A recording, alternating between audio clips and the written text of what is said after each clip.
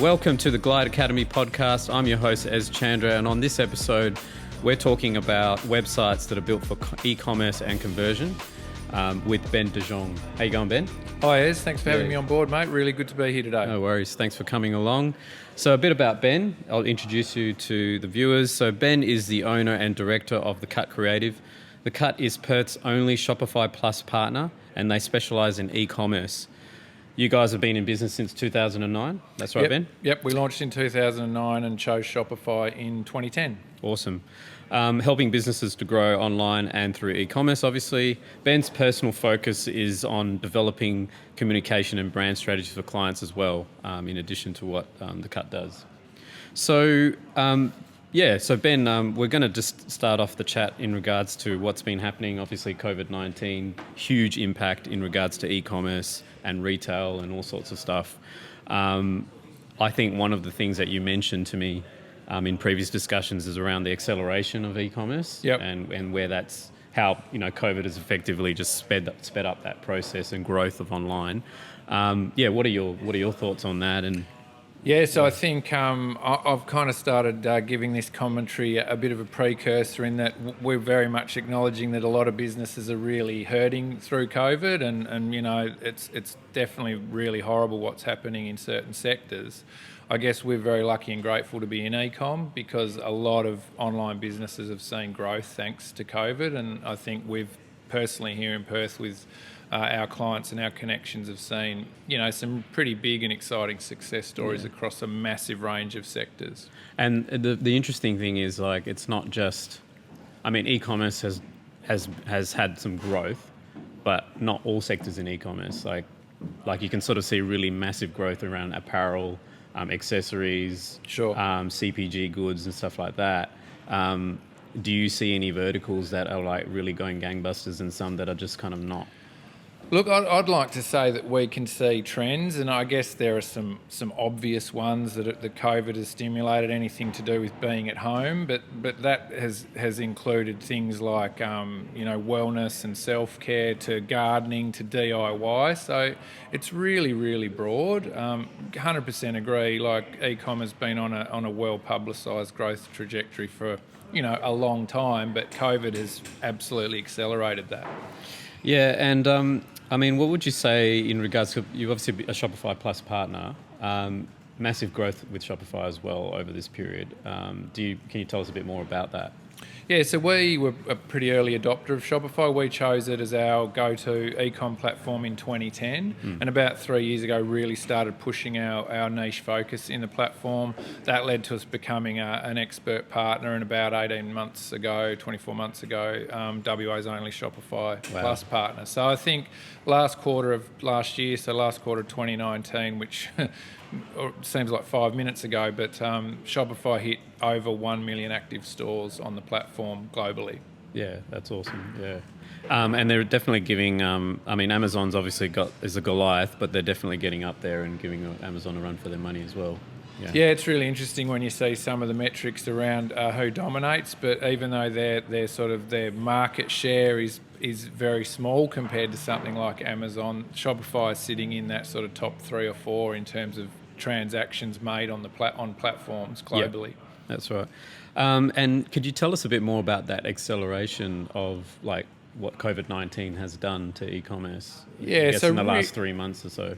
So really early on, I guess for us, March time, people were starting to sort of say, oh, wow, COVID's really boosting e-com, and you're starting to hear, oh, maybe it's pushed us forward by 6 to 12 to 24 months.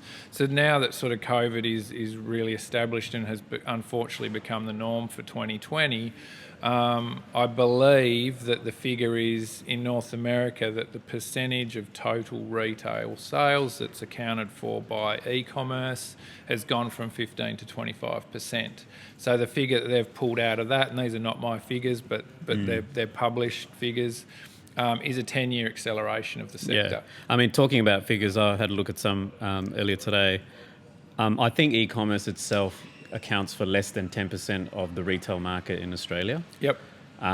It obviously growing. I think it was at 5 and then it went up to 7.5. So it's probably close to 10 now, I would say. Yep.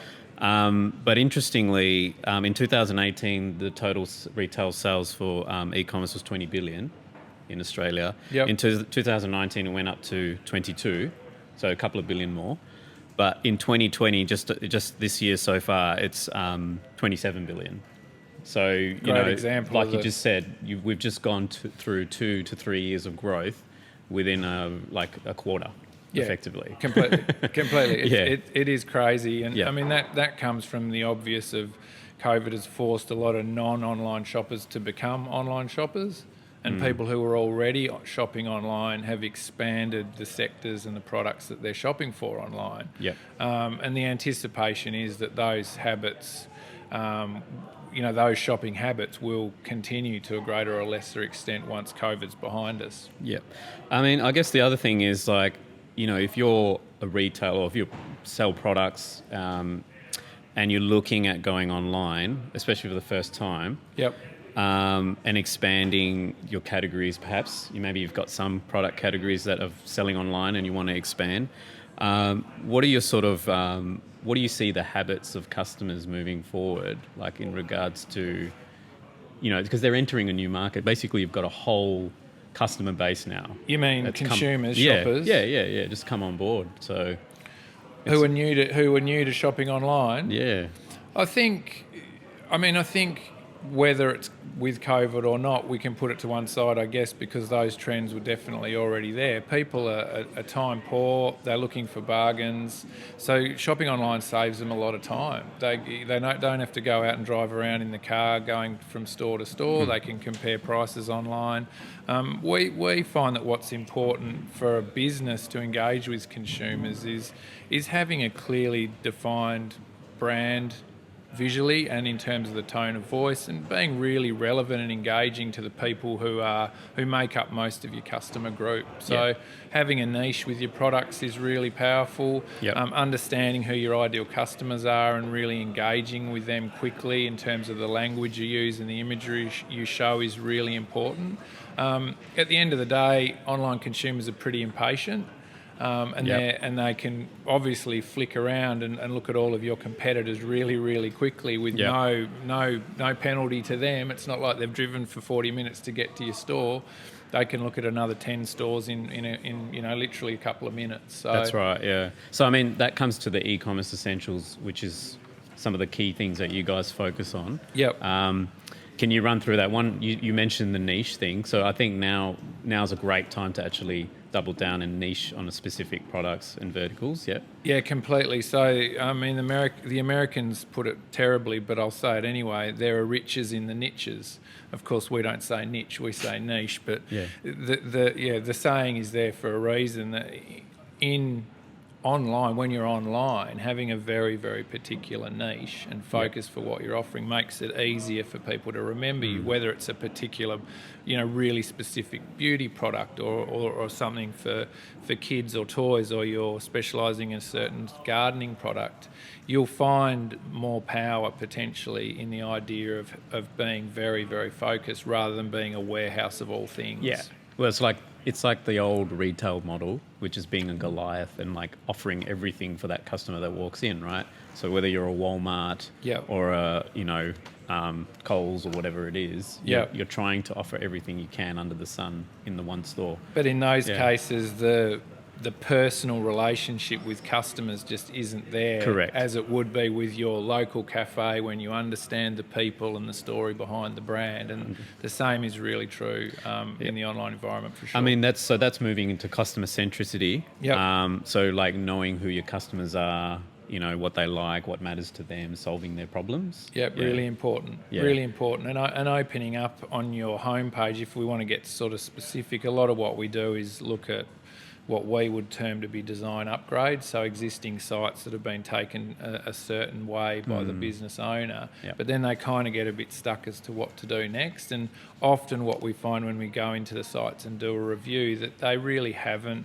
considered their customers properly. They don't have imagery and language on their homepage that's designed to engage with the people that are their customers. So a lot of work can be done around that that's not particularly technical. It's more around the branding. Yeah. And by branding, I don't just mean logo design. I mean what you're showing them in visuals, how well integrated the whole site is in terms of your typography, your colour, your language, the way you speak to that person. Because if your site can kind of speak directly to the individual or make them feel like that's what's happening, then the engagement's going to be much more intense, and you've got a much greater chance of pulling them further into your site, and that's the key objective. I mean, at the end of the day, you want to reduce the friction with the customer.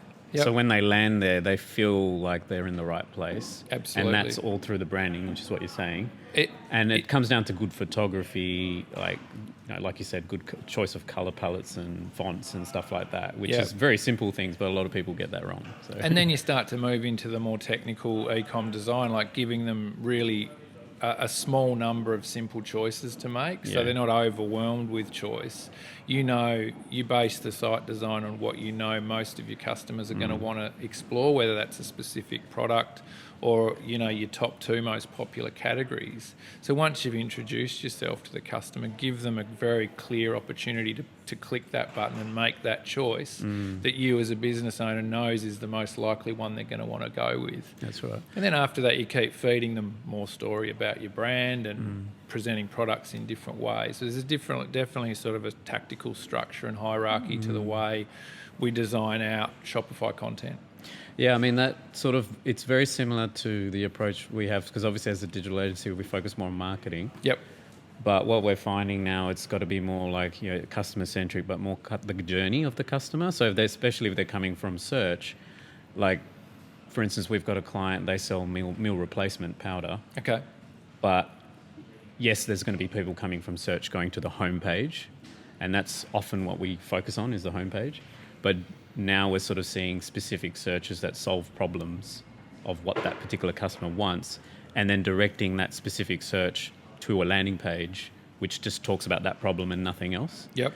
So it's sort of like, you want a one-stop shop that has everything, but then you want to go more online where you can be more specific and more targeted. So they've got like landing pages on, like, say, paleo diets, keto, Sure. Weight loss. Do you know what I mean? Like absolutely. And that's all really good and valuable. I guess that's approaching it from driving a customer in rather than them finding your brand and landing on the homepage. Exactly. The principles are definitely the same. That's right. Yeah. You're talking about niche messaging and answering very specific needs. I guess we look at it more from the fact that most people are going to land on the homepage. We would consider the homepage to be the most important page on the website. Notwithstanding, you want to push them to product and cart, but that's where the magic should happen, is on the homepage. 100%. So we'll often start with that. But having content, landing pages, very specific topical content on a site is definitely valuable. Yeah, I mean, I guess it's, I think one of your points is the 4-second rule. Yep. But that's also another sort of a tactic, is that you're effectively driving them somewhere where they can make a decision without having to go anywhere else. Completely. So, do you have anything around that rule, that 4-second rule, some principles that you guys follow? Yeah, we talk about that a lot, and what it feeds into. I mean, when you explain that to a business owner, a penny normally will drop for them when we say, look, you've got 4 seconds to engage with someone, assuming that they're a new visitor to your website, to get them engaged with your brand, to understand what you're offering, to like the look and feel of your brand and your products, and then to keep going and explore the site further. There's a lot of things to achieve in that 4 seconds. Yeah, but the important thing is, you've really got to address them and say, look, this is what we're here to do. And again, that's where that niche comes into play, I often use the cut as an example. Like, what do? We specialise in Shopify. Yeah, that's it. That's easy to understand. Or we might say, we don't drive traffic, but when the traffic lands on the site, we're there to make sure it's converting. The 4-second rule converts into all sorts of different things, from really simple navigation to making their choices very, very clear, to that opening statement and image. And then if you think about the homepage again, to having a clear tactical hierarchy to the content that you're giving them as they scroll down the homepage, because that's what you want them to do. Yeah, that's right. Yeah.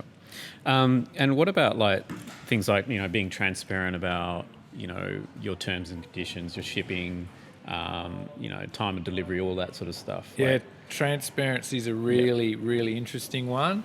A lot of businesses will either deliberately or without being aware will kind of hide things, and maybe something will pop up at the end where, there's an extra shipping cost that wasn't communicated earlier on in the process, or they don't have clear and easy access to their terms, and all of that sort of thing is a little glitch or a bump in the road for a customer that can 100% get them to abandon cart. Yeah, I think abandoned cart rates are high in the 70%. So a lot of people will take a product through to cart and then leave it there. And sometimes it's down to a lack of transparency, like they haven't seen something until right at the end, and then they feel a bit tricked, or which is a negative experience for them. It's everything you want to do, you want to be really upfront with it as much as possible. And it's interesting if you look at it like a Goliath, like Amazon. A lot of their success has come about with their obsession with customer centricity.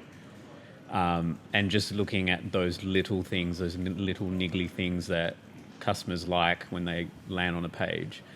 I mean, Jeff Bezos has got this quote, is like, your job really is to help the customer make a decision. So it sort of flips it on its head. It's like, because how many store owners actually sit down and actually think about, okay, I'm going to help my customer make a decision, whether it's like including product reviews, having different, if you've got different colors, how does it look like in different colors? If you've got different sizes, different quantities, shipping details, all of that, as much information as you can provide, that's going to help that customer. Yeah, completely. Yeah. Like the two, help and decision making, it's really, really powerful concept, because they do, in one way, shape or form, they want help from your business to solve some problem, whether that's getting the kids outside to play, or finding a good product to help them recover from their workouts, or clothes, or finding something nice to wear, or something bespoke that fits them. Whatever, they are looking for help.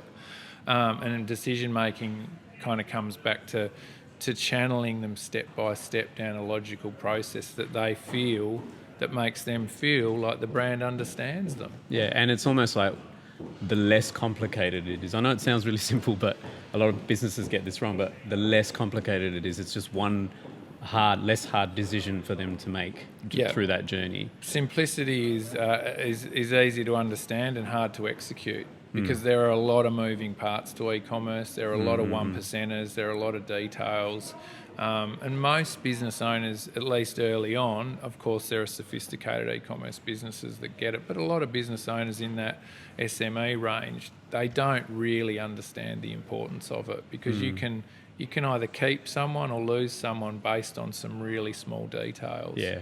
So you've worked hard to build a website. You've paid lots of advertising to generate the sales. A business owner, you mean? Yeah. And no, I'm just talking in terms of a business owner that's doing it and building a website. For sure. You've attained the customer, and then there's that other piece, which is the loyalty, like customer loyalty, right? Yep. And that's where you guys have been focusing a little bit more on that area. Yeah. Yeah. So the idea of lifetime customer value, LCV, it's become such a common term that they shorten it to LCV. But basically, what that means is, once someone's engaged with your brand, ideally they've made a purchase. It's how does a business get more value from that person? And of course the obvious thing to say there is, well, by getting them to return to buy again. And there are various different ways you can do that. So we kind of see it as being, I guess, the holy trinity of lifetime customer value. It's email marketing, loyalty program, and customer reviews. So you're trying to get your existing customers who have hopefully had a good experience of your brand and your products to come back and purchase again. Yep. To recommend your business to their friends, to hopefully drop a review, ideally join a loyalty program. And once they become a customer, the power that email marketing specific to e-commerce has is pretty ridiculous, because nowadays you can very much segment, target and set automation so that whatever your products are, however the customer is engaged with your brand, you can have these automations that are triggering based on your customer's behaviour all the time. It's super powerful. I mean, and the thing is, in the old days, the big brands used to pay millions of dollars to collect this information and data and segment their. If you talked about customer data segmentation, people would be just like, "Oh my god, that's." Whereas now it's like you've got tools like Klaviyo, which are really like cost effective, but then you can effectively get the same results. You can segment your data and you can segment your customers, put tailored messaging. Absolutely. Yeah, and all that sort of stuff, and texting as well. So it's involving that. Texting's another one. So they've started to call that conversational marketing. Yeah. So moving into that section, which is more around email marketing. Yep. Yeah. Can you talk to us a bit about how you would target your customers? Because the old thing is MailChimps. Big sort of blast out sort of emails, which a lot of businesses still do, surprisingly, to this day. Yeah, you look, a lot of people a lot of business owners still think that email marketing is your monthly news blast out to start, and the segmentation is putting Ben's name on the top of the email and saying this is what we've been up to today. That's as personalised as it gets, yeah. For a lot of people, that's kind of what they think it is, and they haven't really gone down that track. But the last 3 or 4 years, particularly, e-commerce specific email marketing has just it's blown up basically because it is so powerful. So we use Klaviyo ourselves for our own marketing, and we definitely recommend it to our businesses, and we help businesses set it up and deploy it. So it's just the best way for me to describe it is to give you some examples of how it can work. So let's say for example it's a wine website. I've shopped on it for the first time. I've bought a cab sav. So that business can have an automation that triggers to me that'll send me 3 emails in a sequence, say over 6 weeks, that's just like giving me a warm cuddle and say, welcome to our brand. Thank you very much for buying from us. We're really great to have you on board. And then the second one might follow up and say, how did you enjoy the wine? Would you like to drop a review for us? And the third one might say, look, this is a bit more of a story about our brand and the business people. So as a first-time customer, I've been fed 3 emails that have been automated. The business owner or their marketing person hasn't had to think about it. A year later, I can be sent another email saying, Ben, it's a year since you first bought for us. Happy birthday of being with wine brand X. Here's a 10% discount if you'd like to come back again. If I haven't been back after 3 months or 2 months or 6 months or whatever the business wants to do, you can do what's called a customer win back. Oh, Ben, you haven't shopped with us for a while. You're still drinking wine and enjoying cab savs. Here's a 10% discount to come back. So, and you can trigger those automations based on the type of wine I like to drink, based on my age, my location. So you can imagine pretty quickly, once you start to build out those flows, there can be a hell of a lot of emails going out to a hell of a lot of people. Every email is segmented, and the messaging is specific to what that customer has bought from your brand. Yeah, and I truly believe the future of marketing is creating like 400, persona targeted segments versus just one blast out that speaks to everyone. And that's why people delete emails. Completely. Like, I got an email from like a, pretty sort of big Australia-wide sporting brand, and in the email they were selling like women's fashion, like a percentage off or a sale. But obviously, if they knew that I was interested, is not a woman. I'm not a woman. It's a very simple thing. That example, but a lot of people get it wrong. Of but course. if you're constantly getting stuff like this, here's a sale for kids, here's a sale for this. But if you don't know your customer, they're obviously going to delete that email and unsubscribe. Yeah, absolutely. So, Absolutely. So you don't want to lose them. No. So that goes into the loyalty program. So is this what you're explaining? Obviously, loyalty program is more about getting awards and then rewarding them. This was about triggered sequences and stuff like that. Yep. Yeah. So that's more about using email as a tool to reach out to your customers based on their buying behaviour and the data that you've gathered on them. So loyalty programs for e-commerce, it's kind of a far more sophisticated version of a VIP club, which have been around forever. But what you can do with the loyalty programs now is extremely sophisticated in terms of customizing messaging, customizing offers. So you can incentivize your members of your loyalty program to win points by doing anything from referring a friend, dropping a review, visiting a specific piece of content on your website. Again, the scope of these tools is incredible, and again, very, very customised to each individual member of the loyalty program.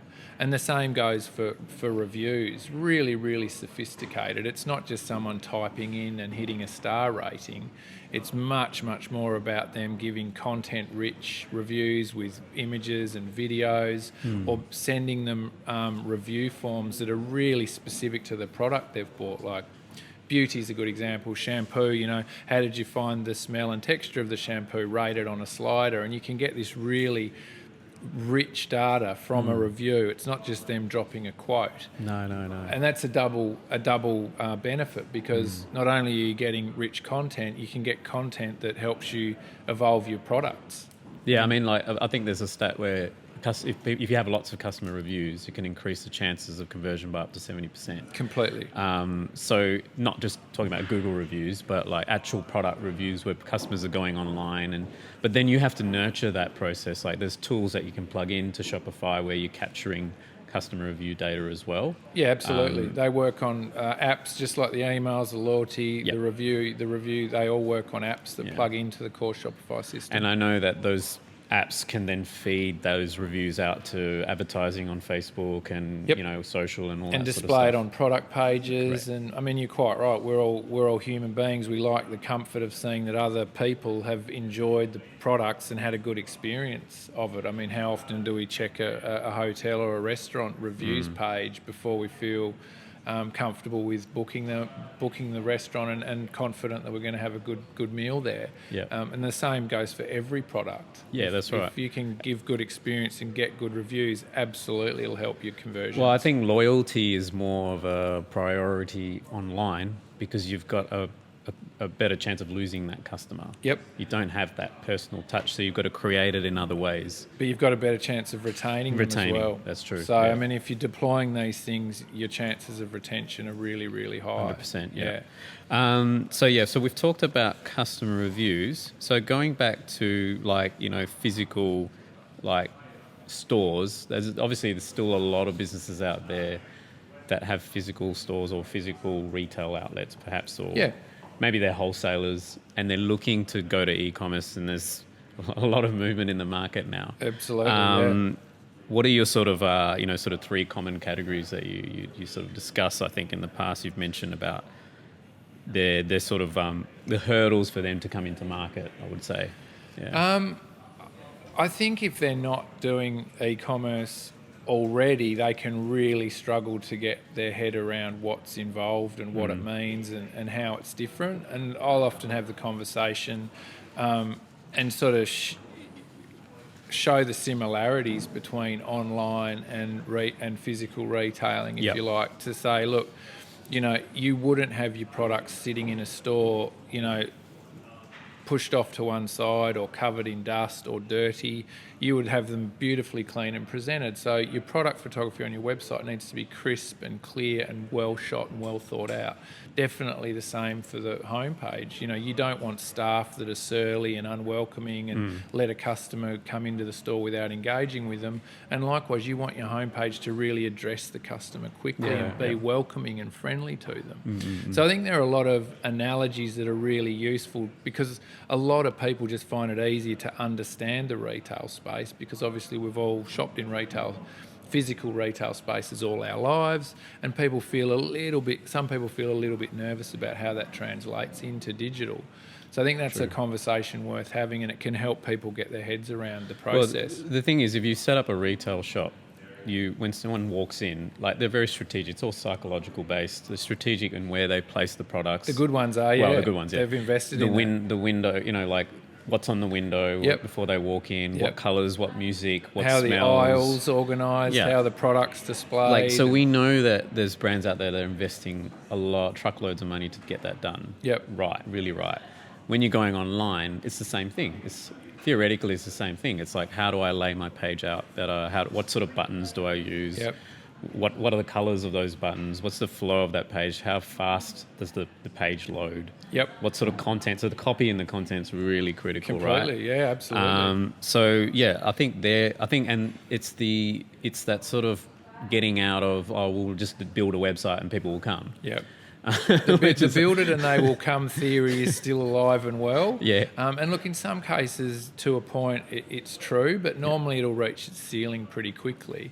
People can build a website. Yes, it can allow people to purchase, but we talk to a lot of brands who have kind of come to us and they've got their website and maybe it's been running for a year or two, and it's been done pretty well given it's an in-house job, but they're just not feeding in those e-com principles because completely understandably their focus is on making beautiful wine or operating a cellar door or producing sports nutrition and teaming up with athletes. Their focuses are on their own businesses. They don't have that e-com knowledge. So we can come in and go, look, we really get this space. We can see a bunch of, quick wins that you can make with A, B, C, D, and E, and then we can help them with something more technical when it gets down to that requirement. I think even from a business perspective, I think if you're a company that sells a product and say majority of your distribution is through retailers. Yep.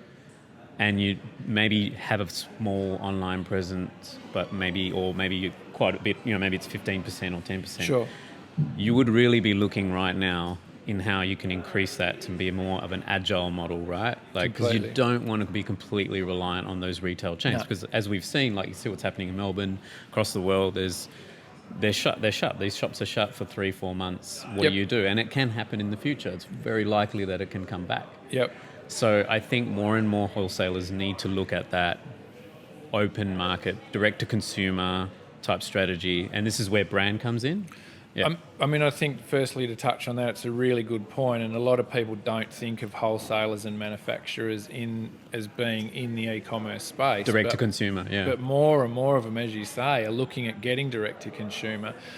In the past, definitely in recent memory, sort of 4 or 5 years ago, a lot of wholesalers were very, very nervous about, I guess, sort of bypassing their retailer network. But now it's become a risk they're willing to take because having that direct-to-consumer channel that they can control themselves, the benefits are obvious. I don't really need to spell them out, I don't think. So, yeah, conversations around wholesalers and manufacturers that want to go D2C is a common one. And they often need to, as you say, build brands, understand more what it means to go to direct to customer. I had an inquiry this week from a winery and exactly that. They've got their percentages. Yeah. They want to flip the percentages on their head, basically go from 20-80 to 80-20 in favour of direct-to-consumer because, like you said, as the writing's on the wall with that. Yeah, and I think if you look at, say, if you're a wholesaler and you're retailing, or your retailers are like Harvey Norman, for instance,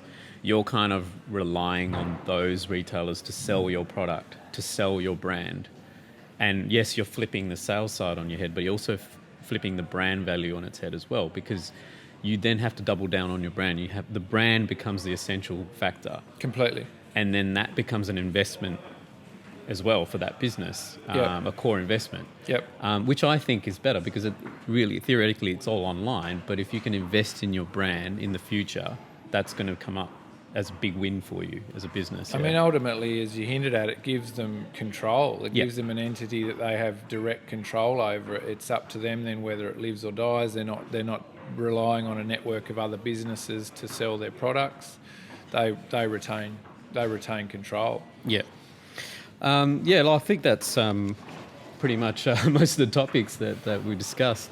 Did you have anything else that you wanted to share with us, Ben? I think we've covered some good ground there, haven't we? I hope it hasn't been too overwhelming or we haven't moved too quickly. But yeah, really, really good to chat with you. Thanks very much for having me on. And like we said, I'll get you to do we'll flip it around and get you to come and talk on the Cuts podcast sometime soon, and we'll return the favour. Yeah, no worries.